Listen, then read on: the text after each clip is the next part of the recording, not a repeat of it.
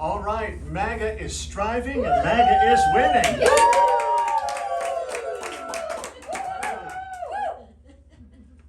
All right, lots of blessings this week, and it's best to understand them under God's huge umbrella of blessings. So taking a step back, look at what happened in 2016. That is when we didn't get Hillary, we got Trump in 2016. Big blessing. Yes. As they say in the Folger song, the best part of waking up is Hillary lost to Trump. Then the verse Roe v. Wade went down. Then suddenly, about the richest man in the world bought Twitter and is reforming it. Then Trump started Truth Social. The U.S. House suddenly has a much greater conservative leader, Mike Johnson. All these things are big, big, big. They are. There is the mainstream media weakening by the minute. And now, amazingly, there is a Republican running for president, that would be Trump, who has close to 25% of the black vote. These are amazing, huge blessings. Yes. And so, what's been going on? Well, this past week, New York City was excited, and the New York Young Republican Club had a big gala. And tonight, it being Wednesday, Coralville, Iowa is very excited. Trump going to speak there, probably right as we're meeting tonight. Wow. People excited there. I love that cap. But what is the mood of the nation in looking at Trump? Well, you'll see it on billboards like this one that says, "Only God and Donald J. Trump can save our country." Yes. So the mood out there is shifting. What is the mood, though, towards Biden? Well, this little meme kind of shows what's going on. The vampires don't want sunlight. Superman doesn't want anything to do with kryptonite. And the USA doesn't want anything to do with Biden. That's kind of what's going on. Moving on. Trump always has a game plan going, things that are happening, and you better believe he's working on building that coming administration. As you see here, the Trump administration number 2 is loading, almost at 95% ready. He is ready. And New Jersey, interestingly, is ready. Big news coming out of New Jersey from Jeff Van Drew, who approached Trump and said, "Mr. President, we can win New Jersey this time." And he lays out the case for it, and Trump's like, "Yeah, I think we can." So there is going to be lots of rallies, lots of attention on New Jersey come 2024. Great patriot, Jeff Van Drew. So we're winning with Trump policies, and we're winning in the polls like we always are. Amen. Especially in public perception of Donald Trump in these court cases. What does America think? They're seeing that the government, the DOJ, is trying so hard to make Trump look corrupt. But in the end, all they've done is show how dirty and corrupt these rogue prosecutors are. And people are waking up to that. Yes. People are waking up to that. How can we tell? Because take a look at what's going on in the primary. Donald Trump is just crushing across the board. The only two that have any kind of life in them, and it's dwindling, would be Ron DeSantis and Nikki Haley.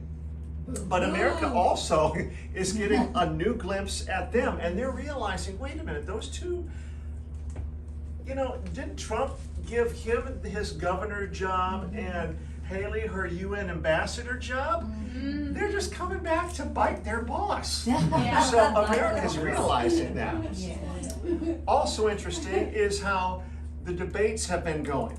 And maybe you've seen this old familiar meme, okay? It's Mr. Dos Equis, right? You've probably seen him, the guy that says, "I don't always drink beer, but when I do, I prefer Dos Equis," right? And memes go off of that, like, "I don't always play Candy Crush, but when I do, it's usually during something important."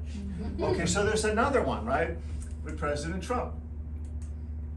"I don't always skip debates, but when I do, I win them."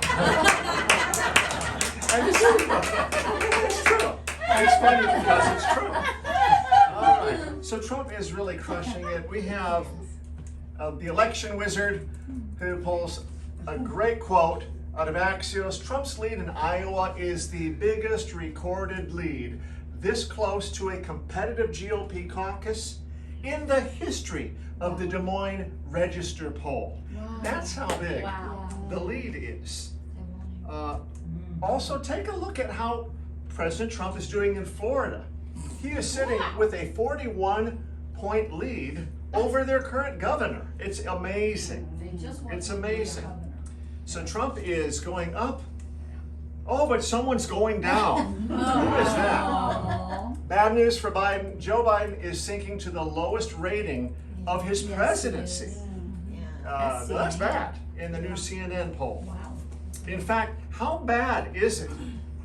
It's getting really bad. It's getting really bad. The Democrat pollster Greenberg says the Democrat base, not the Republican base, the Democrat base is giving Trump higher approval ratings than Biden. I mean, this is amazing. So the guest host, John King, said, this is grim. What have they found? Young voters, black voters, Hispanic voters, LGBTQ voters, all of them collectively gave Donald Trump a higher approval rating than President Biden. Wow. Wow. Okay, so we're seeing Trump totally winning everything, but people are getting spooked. Like here we have Lady Gaga and Robert De Niro saying, we will leave the United States.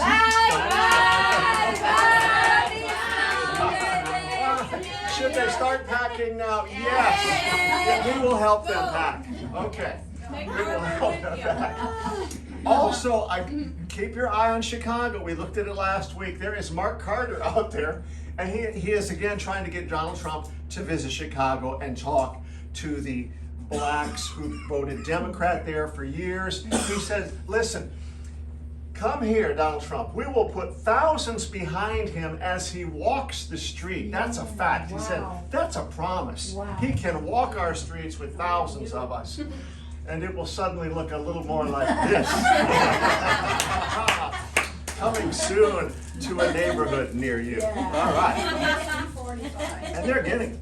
Even spokeswoman, Caroline Leavitt, I don't know if I'm saying her name right.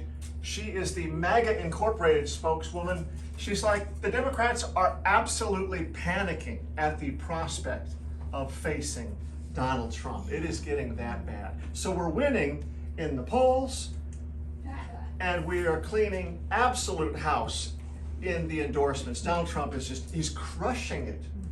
This is a weekly, I guess you'd call it, synopsis chart of how many endorsements President Trump has got, and they're weighted. The big dark ones are higher ones like governors, former presidents, that type of thing. This is where Donald Trump is currently sitting. And these are the other people in the race for the primaries. Everyone is coming to him because they can read the tea leaves. And joining this week, Senator Katie Britt decides to endorse Donald J. Trump for president.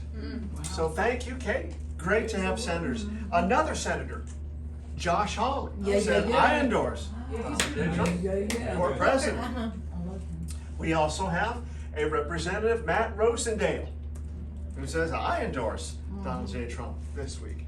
We have also TV stars that you wouldn't even recognize as being for Donald Trump, who's come out and said, Tom Selleck, I'm for Donald J. Trump as president in 2024. I want people to know. And there's new faces. Interesting people that are rapping about Trump that you wouldn't normally consider. This being Sauce Walker out of Houston, the legendary Houston rapper, is now kind of rapping. He's dissing Joe Biden. He's talking about how, things are just simply better under Trump. And in the rap world, no Republican has ever gotten the attention Trump is currently getting. And then to basically underline the fact that he is a total rapper, he led police on an early morning high-speed chase this week of 130 miles per hour, crashing his vehicle and facing charges. In a normal type of job, that would be a career ender, but here it is a resume enhancer. Sauce Walker. All right. Another great endorsement, believe it or not, in a new way, is from Kristi Noem, who has taken it a step farther. And now she says it's time for Republicans to unite behind Trump. Yep. We haven't even reached the primaries yet. And now, granted, about 7 governors have endorsed Trump. Why haven't any of the others said, it's time to unite? Well, she is saying it's time to unite. Yeah, what a great move. That people wonder why is she at the top of the leaderboard? Because leaders lead. And she is leading the pack, saying, forget about the primaries. You guys need to unite right now. So we're winning in policy, we're winning in the polls, we're also winning in the media. Little public service announcement. This was a garbage truck in the 1940s. This is a garbage truck today. Okay. Now you might think, is there really like are they really that bad? Do they really try to push their liberal leanings on America? Take a look at this next slide. Every single one. Taylor Swift, Taylor Swift. There is a narrative that they try to move our nation through, and it's just, And they're destroying it her is life. so evident, so evident. But conservative media continues to rebound and just dominate. Here is Dan Bongino and Steve Bannon are the #1 and #2 in the USA right now as far as live streaming platforms on the internet. It's amazing. They said Steven Crowder would also be right in the mix, but he had today off. Also really big are some investigative reporters who are getting massive followings, especially over on Twitter. And there's one called The Vigilant Fox. Okay, I know we've seen him before. He's The Vigilant Fox. There's several out there, big names, okay?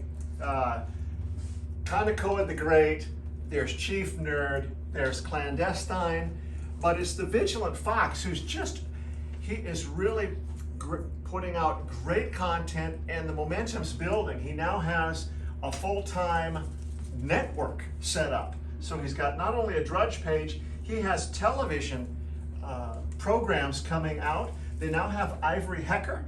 She was out of Fox 26 of Houston, was a reporter there.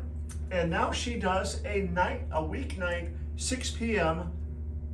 Newscast for, the host of Gateway Beyond the Headlines. So she's talking about the news nobody else will. So that's now a new nightly thing that the mainstream media has fighting against them.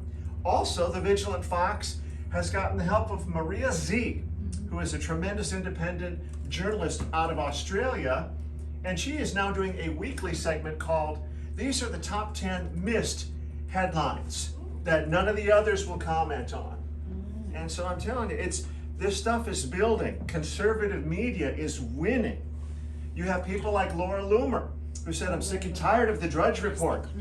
So I'm making my own Drudge Report, and I'm stocking it full of my research articles.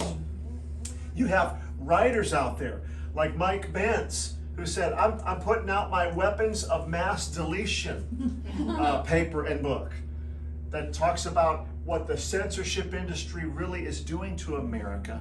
And then currently leading the charge is our new friend Elon Musk, who's pondering a lot of things, saying a lot of things lately.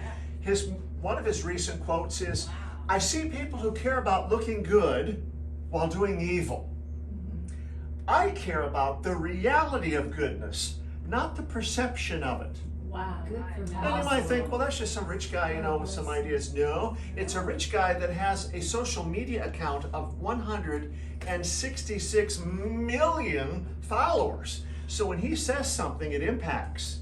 In fact, James O'Keefe, a great investigative reporter, said, that quote about people who care about looking good while doing evil? He says that has inspired a few more insiders to decide to be brave and give us the goods. So Elon's words are giving courage to people out there to come forward and tell the truth. And they're seeing it. James O'Keefe is seeing it firsthand. And it's very interesting. Here's what he says. He goes, sometimes in this investigative journalism, the fear won't go away. So you just have to do the work afraid. It's called courage. It's called courage, and he has it. And he goes, you know what? You too can become an investigative journalist, have some fun, make some money doing it. He says, visit our website to sign up and learn how to become an American swiper. I don't even know what swiper means, but I think it's good.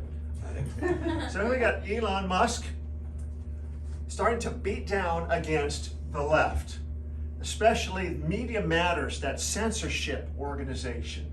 He says Media Matters is an evil propaganda machine. We are suing them in every country in which they operate, and we will pursue not only Media Matters, but anyone who funds Media Matters. Hello, George Soros. He's going after them. He goes, Media Matters can go to HE double hockey sticks, and I hope they do. Wow. What's happening? Wow. That's what's happening. But there's more. He is going after a brand new entity, a dark one. He is going after Disney. Yes. And it's on. It's on. He destroys Disney CEO Bob Iger for not pulling Iger's Disney advertisements from Meta. He said this guy should be fired immediately. And he's starting the meme war, right? You know, like this was a gag meme. It says Disney was awarded a defense contract after producing more bombs than Lockheed Martin defense contract. And Elon says, congratulations on the award. Well deserved. Well deserved. But he goes farther. CNBC was saying, you know, Facebook and Instagram have content that's kind of enabled child abuse and even trafficking down in a Mexico lawsuit. Elon says, why no advertiser boycott, Bob Iger? You are endorsing this material. So it's on. And Citizen Free Press says, man, this is not good for the house of mouse. Because Elon has a massive platform, right? Thank God bless him. That's not all. He said, Bob Iger thinks it's cool to advertise next to child exploitation material. Real stand-up guy. Wow. So Elon is going after him. Mickey is like, what did you say? Elon's like, you heard me. You heard me. So Elon now has the question this week. How do you like me now?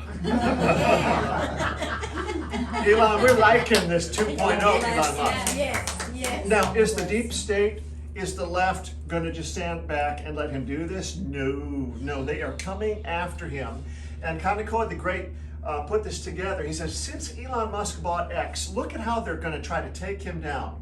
The SEC is suing him. The FTC is demanding documents. The Biden DOJ has sued SpaceX. The Biden DOJ and SEC opened investigations against his Tesla. The Biden DOJ opened criminal investigations against Tesla. Now there's a federal investigation against his Neuralink. The EOCC has sued Tesla over harassment, a massive media campaign, a boycott campaign. And Kaneko the Great rightly writes, the regime is terrified of this man. This is only the beginning. So they're coming after him. The war is on. It is on like Donkey Kong right now, okay? All right? But Elon has allowed free speech to open up. He's allowed Tucker back on. And Tucker is interviewing everybody these days. Here he's interviewing Kid Rock. He's interviewing Dana White. And interestingly, this week, he's interviewing Alex Jones, which during the interview, Alex makes a plea. He's like, you know, I would really like to be back on Twitter/X, but I understand that probably won't put me on. It'll give Elon too much pressure, and I understand that. However, Elon had a different idea, and he decided to make a vote. He said, should we reinstate Alex Jones on this platform? Let the people decide. And so there was 2 million votes cast. And it came to a close, and he said, the people have spoken. 70% said yes, put Alex back on the platform. Only 30% said no, and so guess what? Hello, Twitter, Alex Jones is back on. And it's a huge victory for free speech, massive. And so they're making memes about this. Remember when Elon Musk brought the sink in on his first day? It was a rough kind of joke about, hey, you know, let that sink in. I just bought your company. Well, now he's carrying Alex back in. So the internet and Twitter went wild with just people celebrating and congratulating all these people writing in. You know, we're so thrilled that Alex is back. Laura Loomer, Betty Johnson, Damon Imani, just read down the list. Dom Luker, DC Drano, the Hodge twins, Cat Turd, Kim.com, you got General Mike Flynn, Kevin Sorbo, Jack Pisovich, Mark Dice, all these people. Who are these kind of people? These are the investigative reporters, the citizen journalists, the patriots, and they were all jacked. Who are these people? They're this guy. They are the ones pushing back on the deep state. You might not agree with 100% of what they say, but 95 of it is on the money, and they are standing in the breach. One of the most excited about the whole thing was Andrew Tate, all right? He said, we are so back now that Alex Jones is back on. There's Andrew Tate and there's Tristan, and you can tell them apart because Andrew never wears a shirt, okay? That's how you, and I guess if I looked that good, I probably wouldn't either, all right? But a big force, 8.4 million followers, they are loyal, they listen to this man like he is their best friend. And then there's his brother, Tristan, who looks more handsome than any man should be allowed to look. And Tristan was really jacked about it. He hyped it to a different level. He's like, I am so excited. He goes, this is the best day I have had this entire year, even better than the day I was released from prison. So, because they were released from prison. So it was a very good day. So immediately Alex is back and he's doing interviews. Here he is on with Charlie Kirk. They're talking about issues. Here he is on with Jack Pisovich. They're talking about issues. But that's not all. So right after this, Elon Musk realizes we are the news right now. So I'm just going to have an impromptu phone call. It's going to be a group chat. Guess who's on the group chat? Elon Musk, General Mike Flynn, Andrew Tate, Vivek Ramaswamy, Alex Jones, Jack Pisovich, Matt Gaetz, Laura Loomer. It was amazing. So, and they're just talking, and people were able to listen in. I mean, over 2.3 million people tuned in at some time just to listen to them talk back and forth and laugh. And so Twitter is going nuts, and it's called X Spaces where they do this. And they're now realizing X Spaces has the ability to crush this little mainstream media. And to show you how hard Twitter is turning conservative and how much hunger is there, check out this next chart.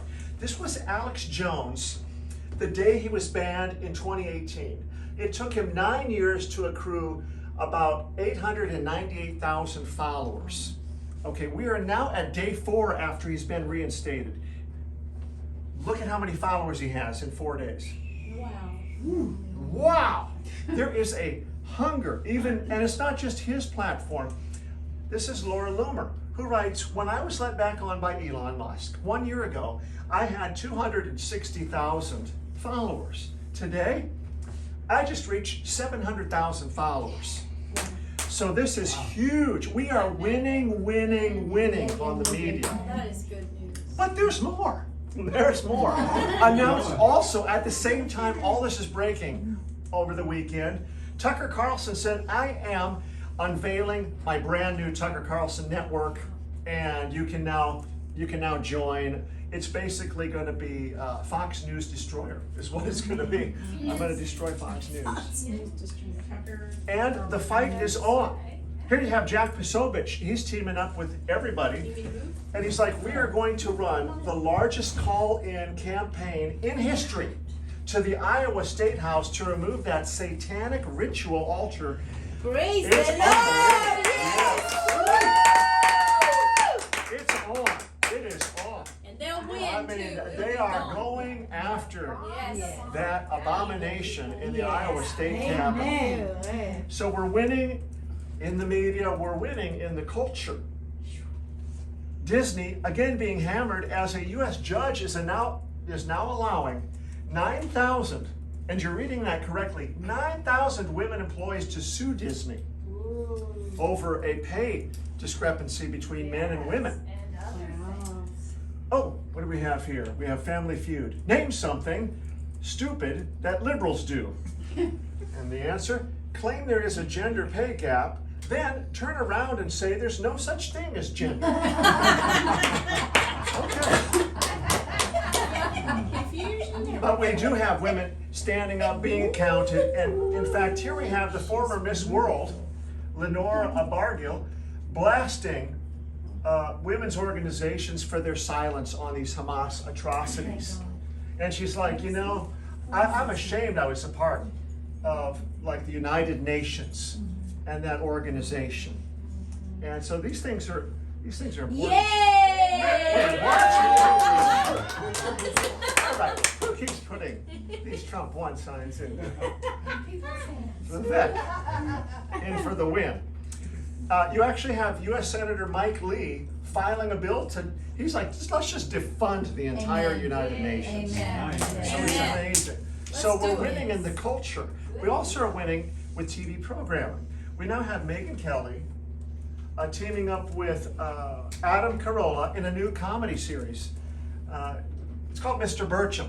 It's like a cartoon series. It's about a high school woodshop teacher navigating a world he doesn't understand, and Mr. Burcham is completely unwoke. And so a lot of big time people doing the voiceovers. You got Megyn Kelly, Adam Carolla, Jay Moore, Danny Trejo, Tyler Fisher, Candace Owens, Alonzo Bodden, Rob Riggle, Brett Cooper, Roseanne Barr, Patrick Warburton, and Kyle Dunnigan. And so this is going to be the series. I predict it's really going to go big. People like this kind of stuff because they never get to see it. So we're winning on the television and also in print. And you're going to notice something. These new woke books are not moving any sales. In fact, this woke book by Elliot Page, Jamel Hill's book, Uphill, and this new queer Western called Lucky Red had huge, massive advances paid to them. But they've totally flopped. They can't make money because nobody has an appetite for this stuff. Praise God. Thank you, Jesus. Disney's realizing nobody has an appetite. Even after their reboot was pushed back, he's like, you know, we tried this progressive Snow White. It's just not compatible with the wants of our consumers. We're realizing it. And lastly, you see even the news media can't make money, not the mainstream leftist news media. And they're always pushing for this thing called the JCPA Corporate Media Welfare Bill. It is the most revived bill of all time. They're like, please help us. Nobody wants to buy our product anymore. Maybe you can fund us. And so that shows us that we are totally winning in the culture battle. And election integrity, as much as the mainstream media wants to suppress it, is not going away. Not going away. In fact, when you can be indicted for saying there's election fraud, there's election fraud. Right? There's election fraud. And she had Gateway Pundit just adding sticks of kindling to the fire. They said, you know, the Georgia State Farm Center election night report is proof that Chris Wray's FBI was in on the election fraud cover-up and more. So you have Joe Hoft saying, we are not backing off of this stuff. There was fraud in Georgia. In fact, he goes in another article, the fraud operation in Georgia in 2020 exonerates Rudy Giuliani and implicates Chris Wray. So they're not backing off. Also, bringing attention to election reform is Judicial Watch, who was successful this past week in removing 103,000 ineligible names from the voter rolls of Washington, D.C. You also have other countries finally getting smart about the voting machines like the Philippines, who has now banned Smartmatic voting machines in order to safeguard the integrity of elections. So even foreign countries are realizing, man, this stuff is bad. That's right. This stuff is bad, like Smartmatic and Dominion. In fact, Kat turned, said, you know, I just made my first batch of coffee in my new Dominion coffee maker this morning. I don't know what I'm going to do with 393,812 cups of coffee though. Well. And actually President Trump has come out and today said the most important poll that has been taken all year is this one. It was a Rasmussen poll, 1,085 likely voters, and it revealed that 1 in 5 voters admit to mail-in voter fraud in the 2020 election. 17% of mail-in voters admit that in 2020 they voted in a state where they are no longer a permanent resident. What? That's unbelievable. 21% of mail-in voters admitted that they filled out a ballot for a friend or family member. 17% of the voters said they signed a ballot for a friend or family member with or without his or her permission. And even sadder, 8% of likely voters said they were offered pay or a reward for voting in 2020. So this is a shocker, and it is probably the most important poll we'll see this year. But there's more people adding to the fight. People on the left, the corrupt establishment, want to just make election fraud be quiet and go away. But there's other people like Mark Warner, the West Virginia Secretary of State, who comes out, I think it was just last night, and goes, the 2020 election was stolen by the CIA. So it's not going away. It's not going, this issue is not going anywhere. You have the new state of denial for the state of Arizona video coming out, excuse me, on the 20th, talking about election fraud. So that's not going away. And there's just great news regarding the 2024 election. In fact,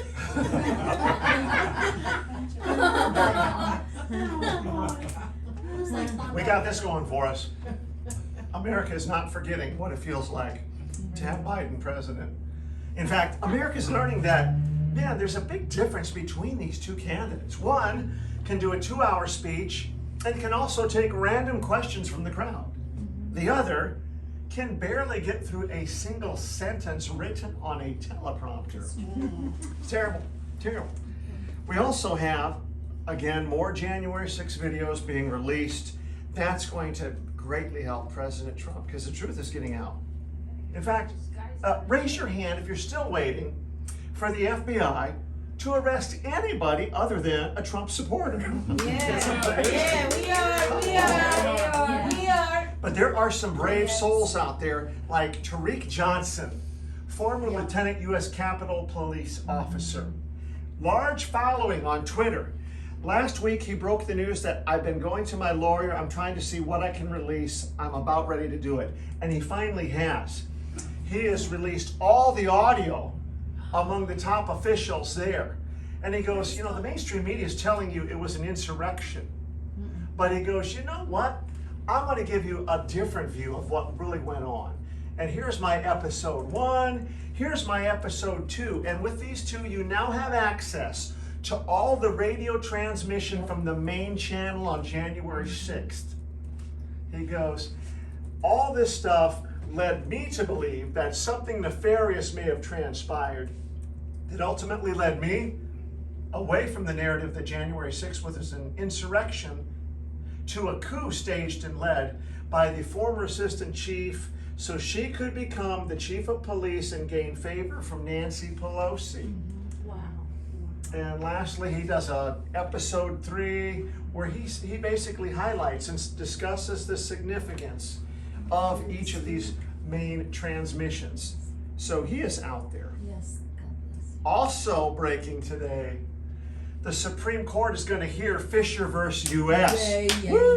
Wow. This could undo the Capitol riot charge against hundreds including President Trump. Praise God. Yes.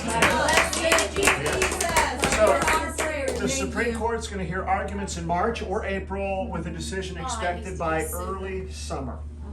Also going on, more revival in the House. Each week, bad people are leaving. People are stepping down. Kathy Manning, bye-bye. Bye. She's going away. Bye. Good people stepping up. Abe Hamida going to step up.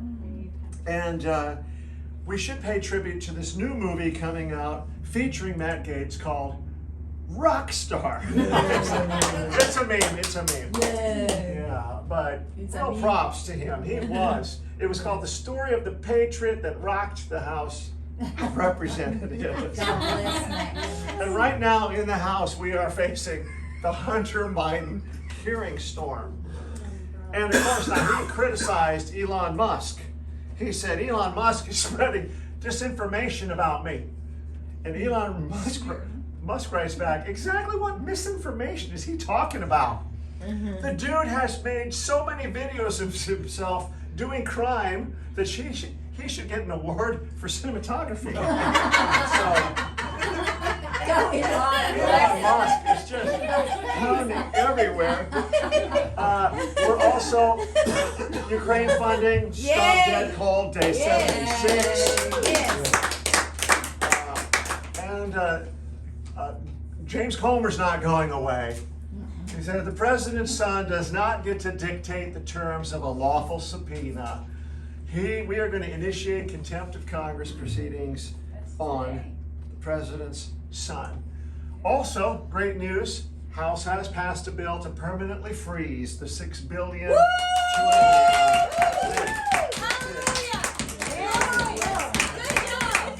And for just simply bad actors in Congress, the House has finally censured far-left Representative Jamal Bowman for his "let's go pull the fire alarm" stunt that he tried. Unbelievably. But, yeah, so he gets censured. And just today, the House has voted to formalize impeachment inquiry into Joe Biden. And then, to try to allay fears and to give encouragement, there has been a lot of people just kind of concerned about this Section 702, this FISA Act going on. What's going on there? Is it doom and gloom, or is there some beautiful stuff coming up that's good? There's some beautiful stuff coming up that's good. In fact, let me explain it by a story, okay? You have two brothers. You have Joseph and you have Stephen. And they are finishing the lawn for Dad. They're both out there mowing. But they're only about 3/4 of the way done with the work. And they're starting to fight. The sun's going down. They're arguing about which way they're going to do it. And they can't get agreement. They're not going to be able to finish the work in time. They're making such a ruckus about it that finally Dad has to come out on the back porch and say, "Sons, just put your mower away, come in, dinner's ready." And then you got little Jimmy on the inside running to the back door going, "What's going on? Get out of here, Jimmy." Okay, so he goes out. John is just really upset. John like, "Fine, we'll just drop everything. We won't even, because it's getting dark. We're not even going to put the mower back in the shed. We're just going to leave it open." Fine. And Dad sits Johnny down. He says, "John, okay, we can't leave things out like this. Not overnight. We're not in a good town. We got people coming in here all the time. We don't know who they are. There are some bad apples. And so safety's always first. We protect our family and our property." John puts then the mower away. "Lawrence, what are you talking about?" Okay, the two people mowing right now are the Judiciary Committee and the Intelligence Committee. And they're mowing something called the FISA lawn. They're trying to reform FISA. And they're about 3/4 of the way done with the work. There's 45 very important FISA reforms that Mike Johnson talks about. We have agreement on 38 of them. It's really great. They're close, but they're competing. And they're getting very cranky and the day's late, and there's no way these guys are gonna come together in a 4-day span before the holidays. Johnson estimates it's gonna take about 3 to 4 weeks to hammer this stuff out. And he's gonna have to continue FISA until they can get this resolved. Why? Because there's super high terror risks on holidays.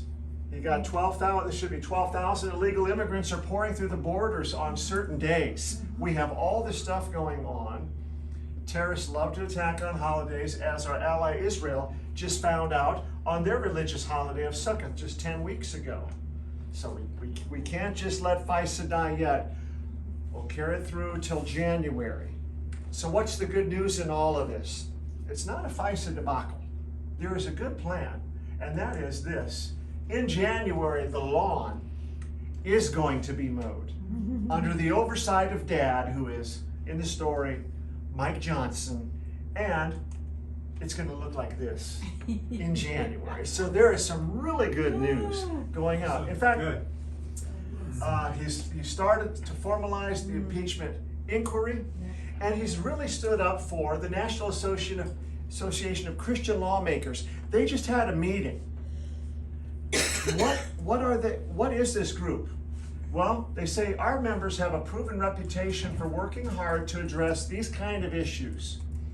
Electing more Christians to serve in public office, restoring faith in America, abolishing abortion, promoting traditional marriage between one man and one woman, addressing imminent threats to our economy surrounding ESG, exposing the ungodly effort to undermine our culture by leftists, promoting school choice, protecting women's sports, opposing threats to world peace, and standing strong with Israel. Great group of people. They just had a big gala, and one of the speakers was Mike Johnson. And what did he do? He emphasized right to life as central to the priorities of the nation, and he pointed out that America is the only nation founded on a creed which includes the self-evident truth of the right to life. Thank you, Mike Johnson. So, good stuff.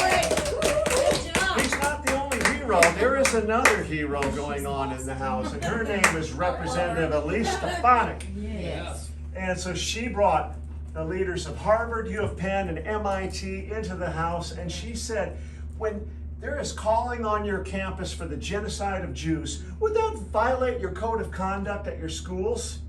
And they kept sidestepping the question.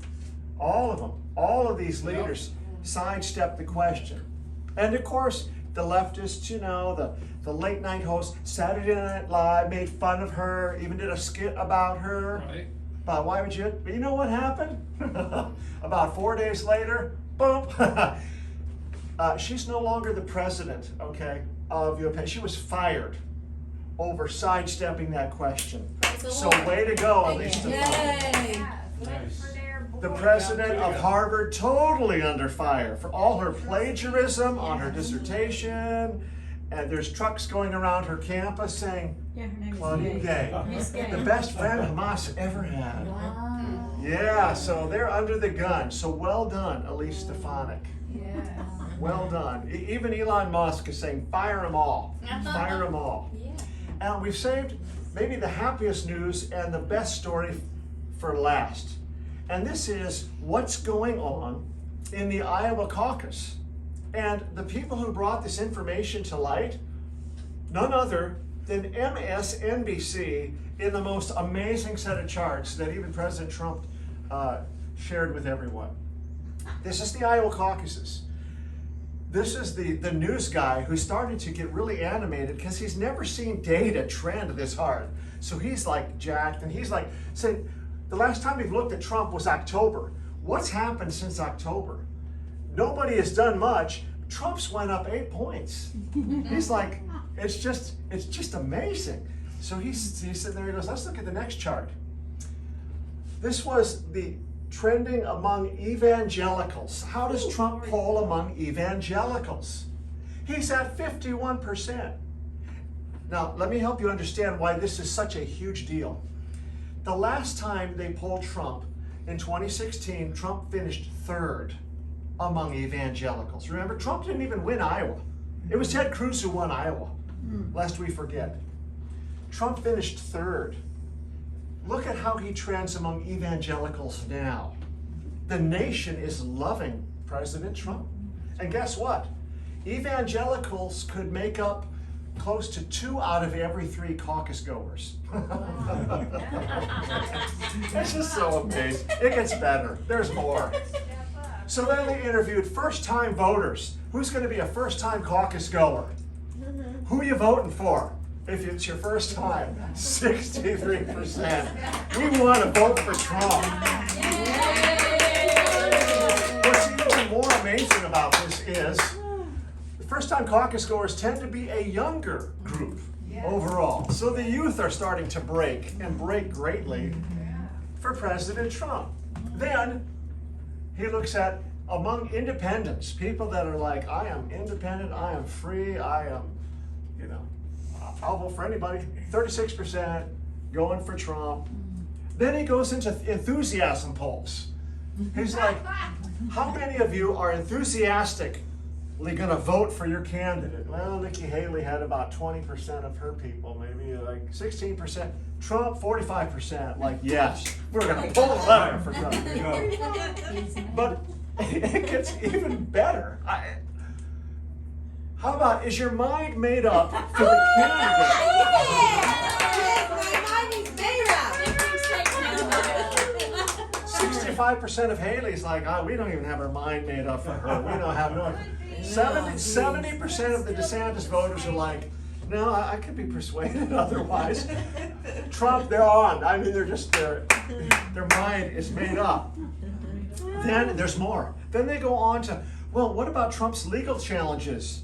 Are you still going to vote for him? Yeah. Do you think he can win? 73% said, absolutely, Donald J. Trump can win regardless of where he ends up in the legal system. It's amazing. Innocent is innocent. Then he goes, back to you, Mika. And you got to take a look at Mika's face right after because he's getting animated. He's like, we've never seen, and he's like kind of almost happy about it. There's Mika. Mika can hardly handle it, so she punts really to another broadcaster who is just, and then the 5 of them get together and discuss it. And